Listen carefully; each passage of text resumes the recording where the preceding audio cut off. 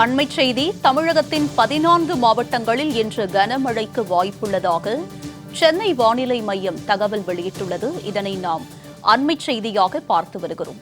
தமிழகத்தில் 2 நாள்களில் வடகிழக்கு பருவமழை தொடங்க இருக்கும் நிலையில் 14 மாவட்டங்களில் இன்று மழைக்கு வாய்ப்பிருப்பதாக தகவல் வெளியாகியிருக்கிறது.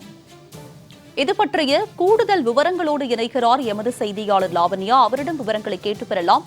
லாவண்யா, சொல்லுங்க, எந்தெந்த 14 மாவட்டங்கள்ல கனமழைக்கு வாய்ப்பு இருக்கு? குறிப்பா மற்ற மாவட்டங்கள்ல வானிலையுடைய நிலவரம் எவ்வாறு இருக்கும்?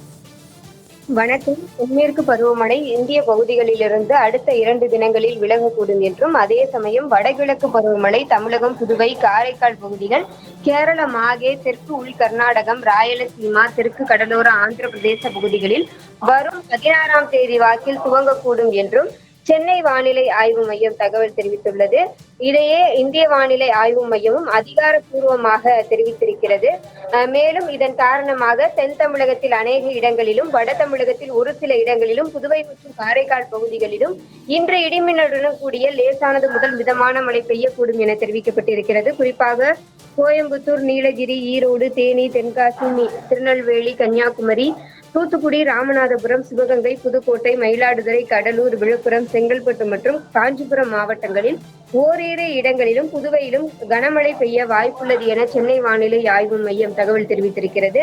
அதே போல நாளையும் கோவை, நீலகிரி உள்ளிட்ட திண்டுக்கல், தேனி, விருதுநகர், மதுரை, சிவகங்கை, ராமநாதபுரம், தூத்துக்குடி, தென்காசி, திருநெல்வேலி, கன்னியாகுமரி மாவட்டங்களில் ஓரிரு இடங்களில் கனமழை பெய்ய வாய்ப்புள்ளது என தெரிவிக்கப்பட்டிருக்கிறது. சென்னை மற்றும் அதன் புறநகர் பகுதிகளுக்கான வானிலையை பொறுத்தவரை வானம் மேகமூட்டத்துடன் காணப்படும் என்றும், நகரின் ஒரு சில பகுதிகளில் இடி மின்னலுடன் கூடிய லேசானது முதல் மிதமான மழை பெய்ய வாய்ப்புள்ளது எனவும், அதிகபட்ச வெப்பநிலை 32 டிகிரி செல்சியஸை ஒட்டியும், குறைந்தபட்ச வெப்பநிலை 26 முதல் 27 டிகிரி செல்சியஸை ஒட்டியும் இருக்கக்கூடும் என சென்னை வானிலை ஆய்வு மையம் தெரிவித்துள்ளது. மழை தொடர்பான விரிவான விவரங்களை பதிவு செய்தமைக்கு நன்றி லாவண்யா.